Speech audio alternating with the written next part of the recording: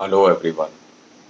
One question that I'm asked a lot by fellow meditators is how do I ground myself or how do I stabilize myself when meditating? And the answer to this is not simple because grounding yourself takes on various different stages or attributes as you progress through your practice. I will tell you some key ingredients or some key steps which you can follow or try in your meditation sessions, and that will definitely help you ground yourself and stay securely in the lap of consciousness as you meditate. So, the first point is when you sit, make sure that your posture is correct. And by correct, I mean you should be balanced on both your left side and your right side and your central channel in such a way that when you sit, there is no you cannot feel tangible resistance within the posture. And the key word here is within the posture because you might have resistance or you might have a lack of equanimity, physical equanimity in the other areas of your body, and that's okay.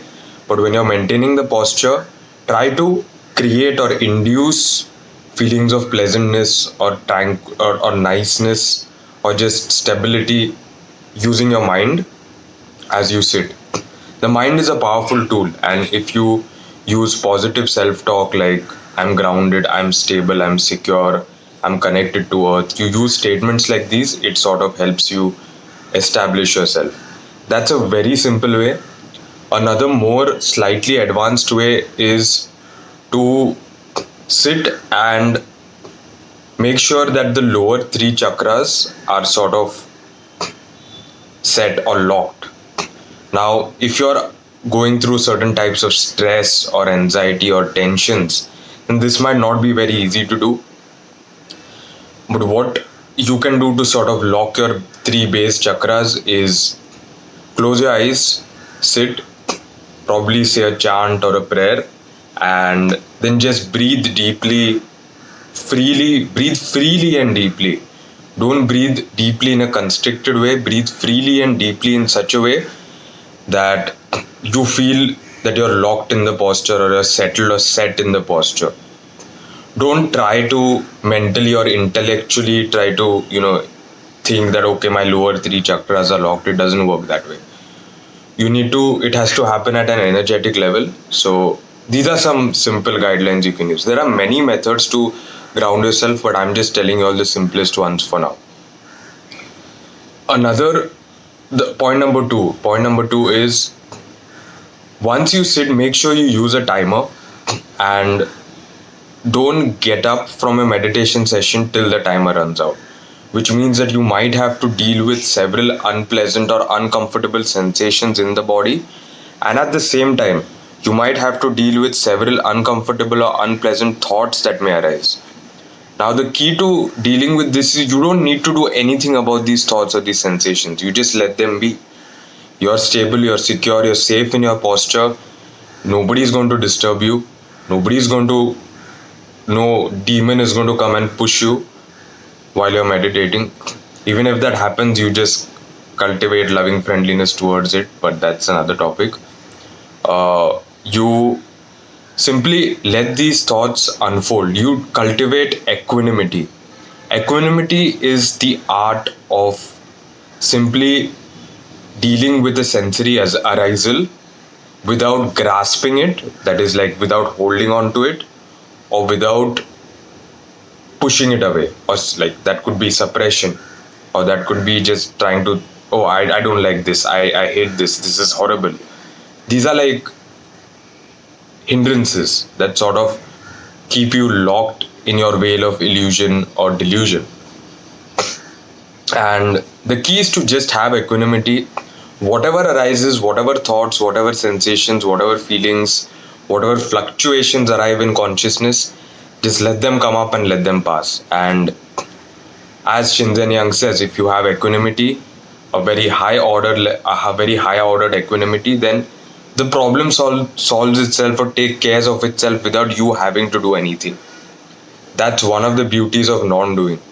And there are forms of equanimity where you can actively do and forms of equanimity where you don't do. But again, that's a totally different topic. For now, I just say that understand what equanimity is at the most fundamental level, and you should be fine. Point number 3 is, as you meditate or as you're doing your technique or your strategy or the practice that you're equipped to do, make sure that you're constantly checking in with yourself so that you know that you're doing the technique. Now, some people might say that this is creating a meditator self, which is in a way an obstruction to spiritual growth. I don't completely agree with this, because for several practitioners, especially in the beginner to novice stages, it's good to have a meditator self. What's not so good is not knowing when that meditator self arises and when that meditator self diminishes. That is, you should know how the meditator self comes up, how it places itself together, it becomes a tangible sense of being, and then how it dissolves into the void or into nothingness. So initially you might not be aware of this, but like every sensory arising, there is a start, there is a peak, and there is an end. There's a cessation. If you can notice this, that gives you an added layer of advantage or insight into the self and the other, and also into impermanence. So that's in fact the meditator self arising is in fact a good sign in your practice. It means you actively have a companion for yourself to sit with you and meditate. And this meditator self is, in new age terms, you could call it your higher self, or there are several ways to think about it.